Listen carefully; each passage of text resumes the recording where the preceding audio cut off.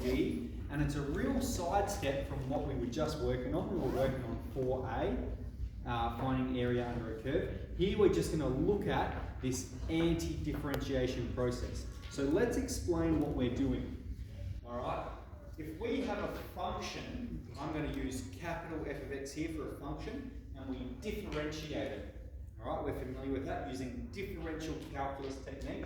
We're going to get some lower function. It's a lower degree, right? And so if we were to then integrate, okay, that's what the word integrate means, to anti-differentiate. It's the reverse of differentiation. We're going to end up back at the function we have. Okay? This is perhaps the notation we're familiar with. If we have a function and we differentiate, we get f dash. If we then integrate, if we perform the antiderivative of f dash of x, we're going to end back up at the function. So we're just going the opposite way. Calculus, but the opposite way. So we're going to start with these tables to start to develop an idea of how it works. So firstly, if we have the function x, okay, and you differentiate it, the derivative of x is 1. Okay? The derivative of x squared, 2x. The derivative of x cubed, 3x squared. Okay, we're familiar with this. We're just applying the power of derivative of x to the 4, 4x to the power of 3. Okay, so we know if we differentiate x, we get 1. Okay, if we move from f of x, we get f dash. Which means if we want to do the integral, if we want to move from f dash of x to f of x, we know the integral of 1 is x. The integral of 2x is x squared. Okay, so if going this way, if we differentiate x, we get 1. Therefore, if we integrate 1, we get x. It's just the opposite direction. Alright, so then we're going to fill in this table here. We're saying, what happens if I integrate this? Well, if I integrate 1, I get x. I'm getting that from the table I filled in. If I integrate 2x, I'm here and I want to go this way, I'm going to get x squared. Alright, how do I know it's true? Well, because if I differentiate x squared, I get 2x. Therefore, if I integrate 2x, I get x squared. Okay, if I integrate 3x squared, I'll get x to the power of 3. Similarly, if I differentiate that using the power rule, I'm going to get 3x squared. And for the last one, x to the power. Okay, so we're starting to think about it, starting to see how it works. Now, just on notation before we fill in the next table, if we have d on dx of, let's just say, x squared, it means find the derivative of what's in brackets with regards to x. The other notation that we have seen before is it might be something like this: y equals x squared, therefore dy on dx equals 2x. The only difference here, if we perform that, it's going to be 2x. The only difference here is that we haven't defined y. We haven't defined some function that we're differentiating. We're just differentiating whatever's inside the brackets. Okay? That's the first piece of notation. So that means find the derivative of it. The other piece of notation is this one. Integral. So where can I do that? I'll do that here. The integral of f of x. Okay, so what that means is if you integrate the function with regards to d of x, you obtain the integral, the antiderivative. Okay, so it's like an s but stretched out.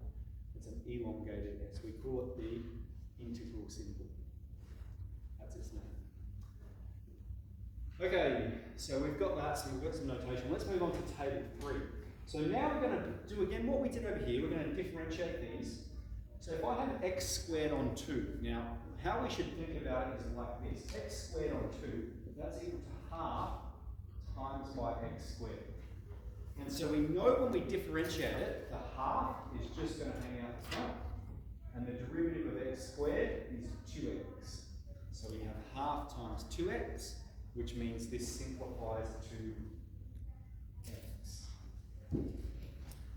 Similarly, when we differentiate the next one, we should treat it as a third times x to the 3, and the last one as a fourth times x to the 4.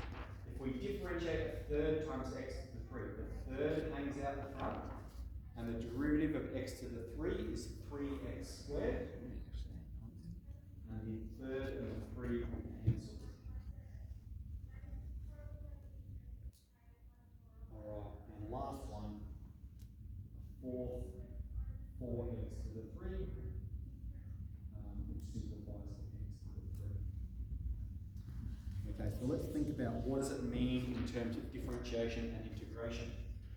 If we differentiate x squared on 2, we get x. Therefore, if we integrate x, we would get x squared on 2. If we differentiate x to the 3 on 3, we get x squared. Therefore, the integral of x squared is x to the 3 on 3. So we can start to fill in this table here. The integral of x, x squared on 2. The integral of x squared, x cubed on 3. Okay, integral of x squared, x cubed on 3, or a third x cubed.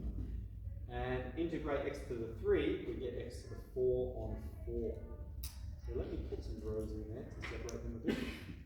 So then the question is, what's the pattern here? Let's make a conjecture. What do we think the rule is based off of, if this is the function, this is the integral. This is the function, this is the integral. This is the function, this is the integral. Let's think about, like, we know in calculus, if I have x to the 5, when I differentiate it, it becomes 5x to the 4. The power goes down by 1. Okay, so therefore, if I integrate, it seems the power is going up by 1. We can see that. Here the power is x to the 1. That becomes the power. Here the power is x squared. 2 plus 1 is 3. 3 plus 1 is 4. Alright, so who would like to make a prediction? Clear. Will be x to the power of n plus 1 divided by n plus 1. Very good. N plus 1 divided by n plus 1. So notice how the number at the top and the number at the bottom are the same. And what are they? But they are that number plus 1. Okay, so that's our conjecture. We're going to conjecture that, let's make a statement. Conjecture. Okay, the integral of x to the n. When you integrate x to the n, with regards to x, always put your dx's because it's notation. It's important. If you don't, you get marked down in notation. The integral of x to the n with regards to x is x to the n plus 1 on top of n plus 1. Okay, that's our conjecture. Now, what we're saying is, if we go backwards from calculus, the integral of that is going to be this. And so one way we could confirm it is if the derivative of this is equal to x to the n. And so that's what we're going to check, because that's what we know how to perform. Let's see. d on dx of x to the n plus 1 on top of n plus 1. That's what we want to say. We want to say, what is the derivative of this here? What do I get when I differentiate it? So, let's consider that n plus 1 at the bottom. Remember, n is just some number. We don't know what it is. So let's pull that out the front, like we did up here. Alright, so we've got this sort of 1 on n plus 1 out the front. Let me even rewrite it. As we're not differentiating yet, we're going to keep the d on dx there for now. d on dx, 1 on n plus 1. Okay, that's the number we've pulled out the front. And then this is the polynomial that we're going to differentiate. Okay?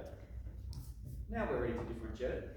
This is a number, so when we differentiate it, that's just going to hang out the front. So, away we go. I'll go sideways so everyone can see. There's the number hanging out the front. And then I'm just looking x to the n plus 1. I want to differentiate that. And so we know when we differentiate x to the n plus 1, that whole thing, that whole power comes out the front. So it's going to be n plus 1 times by x to the power of the same power, but we take away 1. Alright? So there's a bit going on there. Let's go through that again. I want to differentiate what's in brackets here. We know this is a number, so that's just staying there. Okay, the number's just hanging out. So I'm just focusing on this part, x to the n plus 1. Well, when we differentiate using the power rule, that number comes out the front. So there it is there. then we have x to the power of the same power, but take away 1. That's how we differentiate. And now let's simplify it. We have 1 on n plus 1 times s plus 1, that's going to cancel. X to the power of n plus 1 take 1 is x to the power of n. Okay, so we've proved it's true. If you differentiate this, you get x to the n. Therefore, if you integrate x to the n, you get x to the n plus 1 on top of n plus 1. So that's our first rule, and in exercise 4b, you can just jump straight to applying this rule. Okay?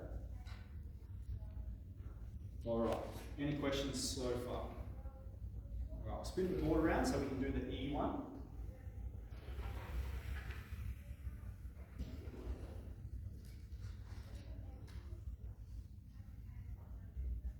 Alright, if we have e to the x, the derivative is e to the x. If we have e to the 2x, the derivative is 2e to the 2x.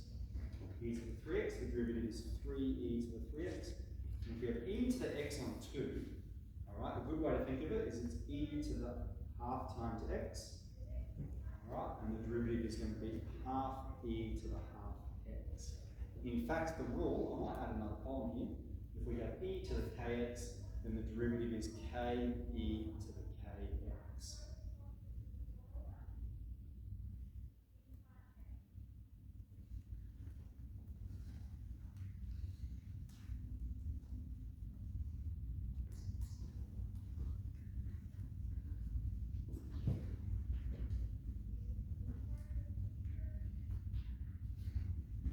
Okay, so I've just added this bottom row.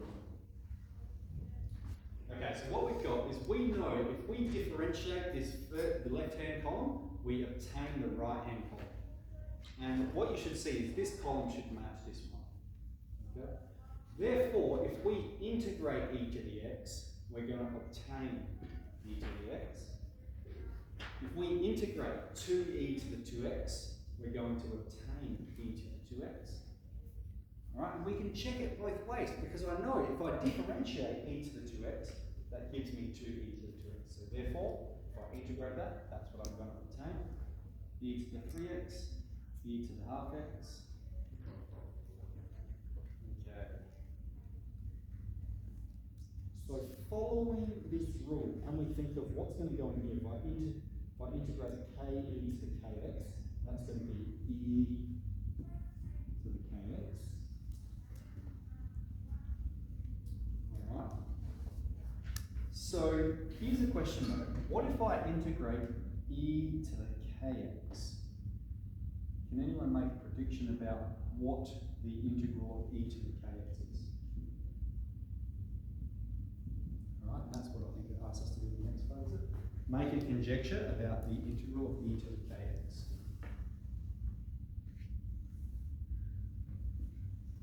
This one's a bit trickier to see. I'm just going to state it and then we'll prove that it's true. Okay, the integral of e to the kx is 1 on k e to the kx. Alright. I'm going to show you why it's true from this statement. Okay? Let's look at what this statement says. All in this column it says if you integrate that, that's what you obtain. Okay? So we know from here, if you integrate ke to the kx, you get e to the kx. Alright. Now, one of the rules that we haven't learned yet, that I'm going to teach you right now, is that whenever you have a number, you can pull it out the front of an integral. Okay? It's just like differentiation. We can pull it out the front. And so what we have is we have the integral of ke to the kx equals e to the kx. And now this is an equation, and I'm interested in just this part without the k. I'm interested in this part of it. And so I'm going to divide both sides by k, or multiply by 1 on k, and I obtain e to the kx with regards to dx is 1 on k e to the kx. Alright, so this is another rule that we're going to use.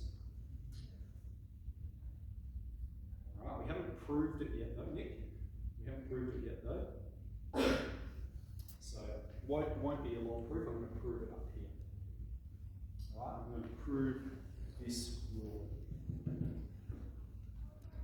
Okay, so we're saying if we integrate that, that's what we're going to obtain. Therefore, if we differentiate this, that's what we obtain. So let's differentiate this. We can do that. Easy peasy cheesy. So we've got d on dx of 1 on k e to the kx. That's what we want to know. What's the derivative of that? Well, 1 on k is just a number. So that's going to hang out. And then we're going, what's the derivative of e to the kx? K e to the kx. 1 on k times k cancels. So we're just left with e to the kx. If you differentiate 1 on k e to the kx, this is what you obtain. Therefore, if you integrate this, this is what you will obtain. So we've got 2 rules that we're going to have a go at in 6B. So let's just start tracking along and see how we go answering some of these problems.